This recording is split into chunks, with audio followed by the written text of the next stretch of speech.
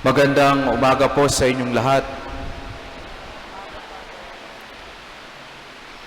Probably you've heard of this parable so many times already that while I was proclaiming this, sinasabayan nyo na yung storya in your mind. You already know this parable. Although it does not have a title in its original language, this parable is quite known, not only because of its title, not only because it is the most quoted parable talking about the mercy of God, but it is the most relatable of all the parables. The title of this parable is our title as sinners, the prodigal child. We are so familiar with this parable because it is the story of our lives as Christians. It is the story of every person here on earth who are either living a life of dissipation or who have come to their senses and are making their way back, just like the youngest son. It is also the story of many of us who have been striving to become faithful from the very beginning, but has become entitled to so much more, as if the intimate relationship with God is not the reward itself, just like the story of the older brother or the elder son. We are so familiar with these two sons that we often overlook that the parable focuses on a character as important as the sons, perhaps even much more. We forget that the spotlight focuses on a very important character, the father. In fact, some would like to change the title of the parable instead of the prodigal son to the prodigal father. Why?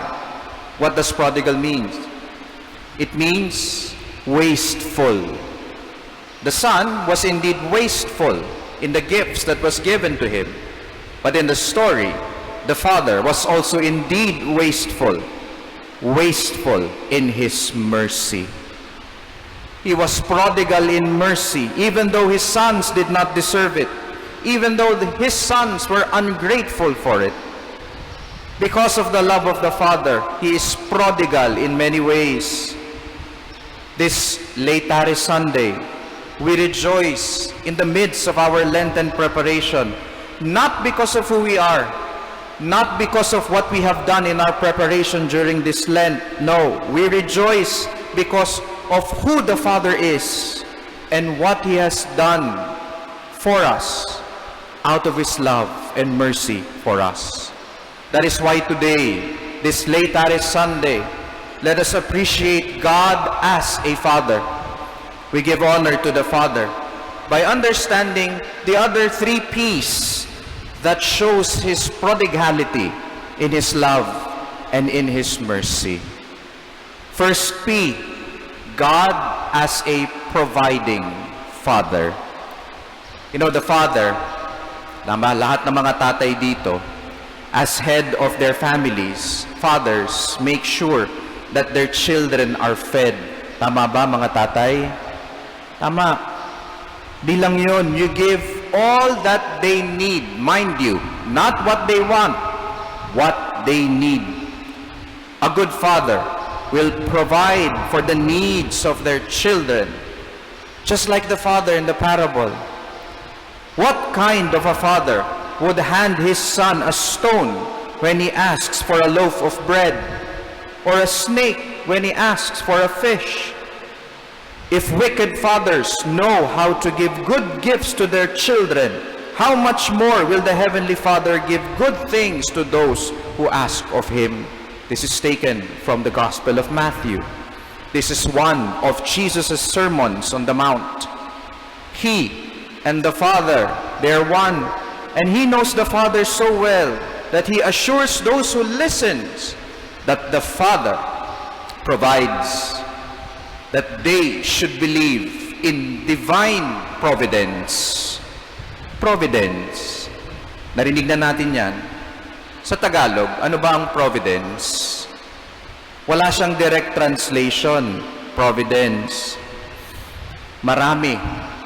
Pwedeng kalinga ng Diyos, pangangalaga ng Diyos, biyaya ng Diyos. But I think the most commonly used expression, and I think my favorite, is this translation: divine providence, awa ng Diyos. You know, if you ask someone you haven't seen for a long time, kamusta ka na? Sa ating mga Pilipino, usually sinasagot natin, ay mabuti naman, okay naman ako, sa awa ng Diyos. Nakakaraos kami sa awa ng Diyos. For us Filipinos, Filipino Catholics in particular, we know that in times of great need, in times when we need someone to rely on, in times when everything seems hopeless, we rely on divine providence, sa awa ng Diyos. And the Lord showers us with His mercy and love in His divine providence, especially in moments when we least expect it. All we need is faith. But it is easier said than done, because we as men and women, we easily forget, and much worse, we easily worry. Just like the Israelites in our first reading, the Lord has provided everything they needed in the desert. Mantakin mo ang Diyos, nagpapaulan ng tinapay mula sa langit, mana. And when they have reached the promised land and ate its produce, manna from heaven ceased. Tumigil na ba ang kalinga ng Diyos? Hindi. Because God, as a providing Father, knew that the land that He promised will provide food for His children. God, as a providing Father, made sure His children got what they needed. But mind you, many of the original Israelites freed from Egypt did not make it to the promised land. Why? Because they complained a lot. They worried a lot. Some of them even wanted to go back to Egypt. They did not have faith in God as a providing Father, and so they took the matter in their own hands and made false gods. Parang tayo, we like to take everything into our hands, to take control of things into our hands. And then, in the process, imbis na Diyos ang inaasahan natin, we make false gods. Ang mga kinakapitan natin ngayong mga Diyos-Diyosan, hindi naawa ng Diyos kung hindi pera. Kumakapit tayo sa impluensya, kumakapit tayo sa kapangyarihan, minsan kumakapit sa patalim, minsan kumakapit sa mga tao lamang na ginawa na nating Diyos-Diyosan at mas higit pa kay Kristo. The Israelites wandered and perished in the desert. Why? Because that is the faith of those who do not rely and trust on a providing Father. P, first P, providing Father. Second P, He is a pleading Father. Pleading. When the older son refused to enter the house, mantakin mo, his father came out and pleaded with him. Sa Tagalog, mas maganda, lumabas at nakiusap, nagmakaawa, sinuyo ang anak. What a humbling sight. A father willing to go out of his way just to plead, magmakaawa. In a very patriarchal society in Jesus' time, this is so unheard of. Fathers will never plead to their children. Never. It's usually the other way around. But the love of God as a father compels Him to plead, makiusap sa ating mga matitigas ang ulo, magmakaawa sa atin na pumasok to join in the revelry and joy. Sipin niyo po ito.